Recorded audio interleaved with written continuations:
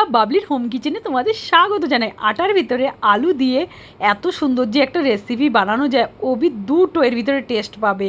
চলো, আলু তো বলে দিলাম, এর ভিতরে আরেকটা কী দিয়েছি, দেখতে যেরকম ইউনিক লাগবে আর খেতেও সেমনি টেস্ট লাগবে।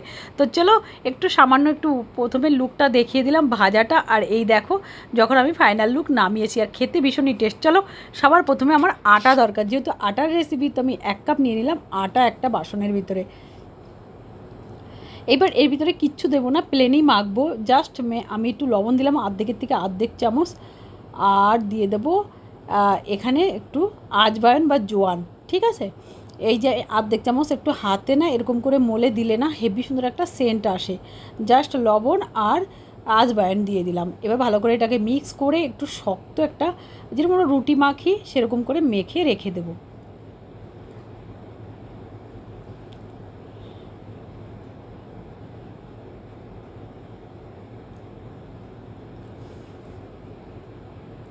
একটু জল কম দিয়ে দিয়ে মাখতে হবে, যেহেতু এটা নরম হলে হবে না, একটু টাইট, যেরকম টাইট খাস্তাও হবে না, খাস্তার মতন করে দেখবা। খাস্তা যে কোনো জিনিস মাখলে একটু তেল দিতে হয়, একটু ময়াম দিতে হয়, একটু শক্ত মাখতে হয়। তো চলো, আমার মাখা হয়ে গেছে শক্ত করে। এইবার আমি যেহেতু আলুর রেসিপি, আমি এখানে একটা আলু বয়েল করে রেখে দিয়েছিলাম। এখন একটা ছোট্ট গ্রেটার নিয়ে নিয়েছি। এর ভিতরে গ্রেট করলে কী হয়, এর ভিতরে কোনো আস্ত বড় আলু যাতে না থাকে, এই কারণে ম্যাশার দিয়ে তোমরা ম্যাশ করতে পারো। দেখো ভালো করে আমি এটা গ্রেটার দিয়ে গ্রেট করে নিয়ে নিলাম।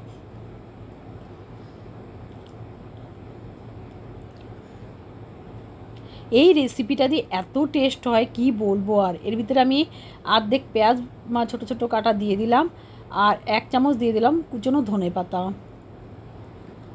আর দেখো মশলাগুলো কি কি দিচ্ছি সেগুলো দেখো।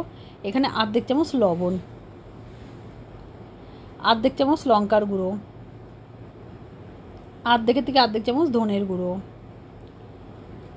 এটা জিরের গুঁড়ো, জিরো আর কালমরিচের গুঁড়ো এটা, আর এটা চাট মশলা। এইবার আমি একটু টেস্টের জন্য না, ম্যাগি মশলা দিলে হেভি টেস্টটা তোমাদের অপশান, তোমরা এখানে গরম মশলা দিতে পারো, যেহেতু তুমি চাট মশলা দিও না, চটপট টেস্ট হবে একটা। তো আলুটাতে আমি একটু মেখে নিলাম ভালো করে, খুব সুন্দর করে, যেরকম আমরা আলু মাখি এরকম করে মাখতে হবে। এই রেসিপিগুলো না হেভি ইউনিক, আর হেভি খেতে দারুণ টেস্ট লাগে সত্যি সত্যি। বাড়িতে জাস্ট একবার বানিয়ে খেয়ে দেখো। হ্যাঁ, বিকেলে চায়ের সঙ্গে যদি এই রেসিপি হয় তাহলে কীরকম না হয়। দেখো আমি ভালো করে মেখে নিয়েছি। চলো, এর ভিতরে আরেকটা কিছু দেবো। এখানে আমি টমেটো নিয়ে নিয়েছি, একটা সাইডের পার্ট কেটে কেটে বা ছোটো ছোটো করে। এখানে আমি নিয়ে নিলাম পেঁয়াজ, টমেটো আর পেঁয়াজ। আর এখানে দিয়ে দিলাম ঘরে পনির বানানো আর্ধেক কাপ পনির, আর আর্ধেক চামচ লবণ, পনির, টমেটোর আর পেঁয়াজ। আর এখানে দিয়ে দিলাম লঙ্কার গুঁড়ো আর্ধেক চামচ, বেশি মশলা দেবো না, এটা থাকবে লাইট মশলা। আর একটু ধনে পাতা। আর এইবার এটাকে ভালো করে মিক্স করে নেব। এইবার আমি একটু ম্যাগি মশলাও দিয়ে দিলাম। একটু ম্যাগি মশলা দিলে না সব মশলার টেস্ট একসঙ্গে পাওয়া যায়, হেবি দারুণ লাগে। টমেটো দিলে না যেরকম কালারফুল হবে খেতে, না এত টেস্ট লাগে পনির টমেটোর। আর এইভাবে একবার বানিয়ে দেখো প্লিজ, আমার রিকোয়েস্টে একবার বানিয়ে তারপরে না ফিডব্যাক দিও। এই দেখো মাখা হয়ে গেল। এবার আমি আটাটা মেখে নিয়েছি, দুটো রুটি মতন বানিয়ে নেব। রুটি যেরকম বানাই ওর থেকে একটু মোটা বানাবো জাস্ট। চলো, রুটি বানাতে বানাতে তোমাদের সঙ্গে একটুখানি কথা বলে নিই।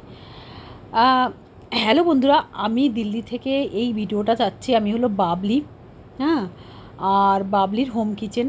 তোমরা এত সুন্দর সাপোর্ট করছো না কি বলবো। আর এখানে একটু তেল দিয়ে দিলাম, দেখো বেলন আমি 2 ভাগে ভাগ করে নিয়েছিলাম, তেল দিয়ে এবার এটাকে রুটি মতন বেলে নেব। হ্যাঁ, তো তোমরা নতুন চ্যানেল খুলেছি, জাস্ট একদম নতুন, কিন্তু তোমরা এত ভালোবাসা দিচ্ছ আমার সব ভিডিওতে।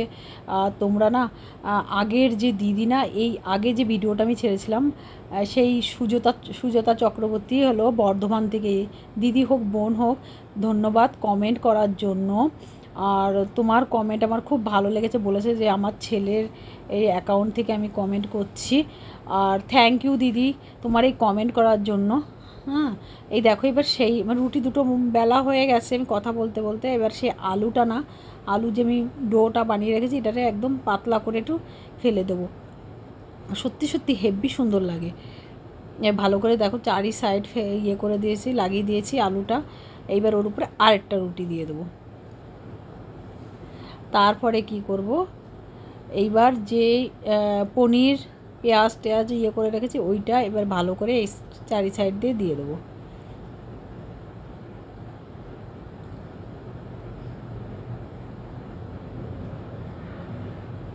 এবার এটাকে কি করব, রোল করে নেব।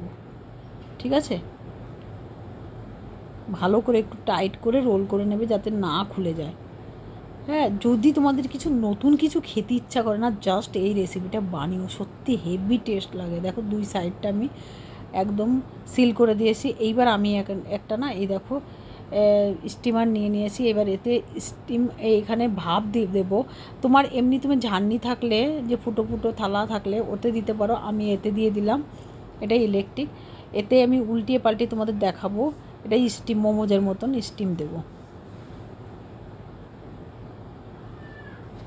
দেখো এক পিঠ হয়ে গেছে, আমি একটু পাল্টিয়ে দেবো। তোমরা একটু তেল ব্রাশ করে নেবে, আমি তেল লাগাইনি তো একটু লেগে গেছে জাস্ট।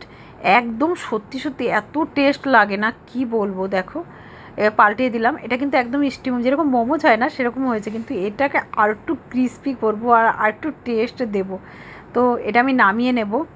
বিলকুল পারফেক্ট হয়ে গেছে, একটু শেপ দেবো নতুন মতো। দেখো কি, চলো কাট করে নেই। এটাকে কি করব, দেখো মাঝখান দিয়ে একটু কাট করে নিলাম। কি সুন্দর, মানে একদম নরম নেই। এটা স্টিম দেওয়ার এই কারণ হলো, তুমি যেইভাবে কাটবে কোনো অসুবিধা হবে না।